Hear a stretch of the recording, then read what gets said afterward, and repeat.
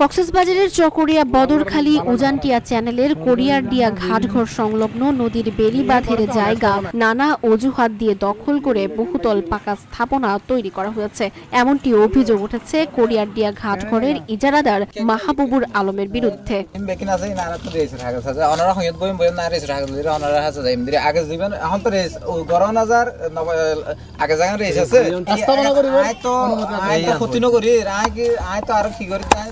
নদী বরাদ করি রে আর বালা পর্যন্ত আর উন্দি আবার গিয়া মাধ্যমে আজকাল মারি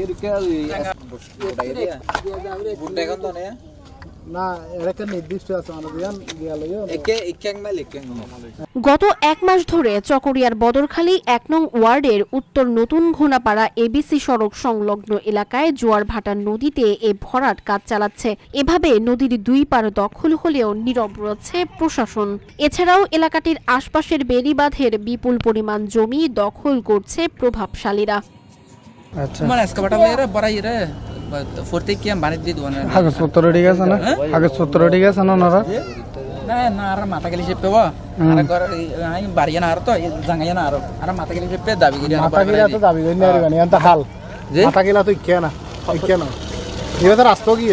মহিষখালী এবং বদরখালী চ্যানেলের মাতামহরীর একদম শেষ প্রান্তে একটি খরস্রোতা নদীর উপরে স্থানীয় প্রভাবশালী মহল কর্তৃক, যাদের নাম আমরা ইতিমধ্যে জানতে পেরেছি, মাহবুব আলম, তিনি নদীর উপরে একটি বহুতল ভবন নির্মাণ করতেছে। এই বহুতল ভবনটি দ্রুত গতিতে অপসারণ করার জন্য ইউনো মহোদয় ও ডিসি মহোদয়ের দৃষ্টি আকর্ষণ করতেছি। দুঃখজনকভাবেই বলবো, কারণ সেই জনগণের যাতায়াত এবং যেমন রুদ্ধ হবে তেমনি পরিবেশেরও মারাত্মক ক্ষতি হবে। আমরা নদীটা রক্ষা করার জন্য কর্তৃপক্ষের দৃষ্টি আকর্ষণ করছি।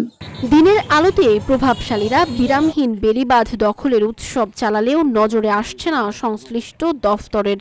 স্থানীয় পরিবেশ কর্মীরা বলছেন, যেভাবে নদী, চর ও বেড়িবাঁধের জমি দখল করা হচ্ছে তা এখনই লাগাম টেনে ধরা না হলে মাতামুহুরী নদীটি ভরাট হয়ে যাবে। সবসময় উচ্ছেদের যে তালিকাটা এটা হালনাগাদ করি এবং জেলা প্রশাসক মহোদয়ের দপ্তরে আমরা জমা দিই।